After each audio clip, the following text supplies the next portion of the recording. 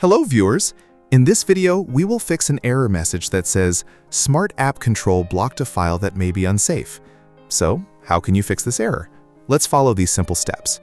First, click on the Windows 11 icon and go to Settings.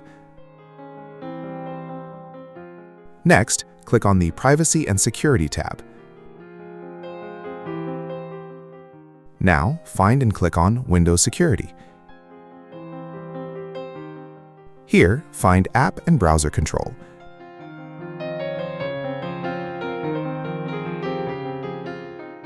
Under Smart App Control, click on Smart App Control Settings. Now, click on the Off Radio button.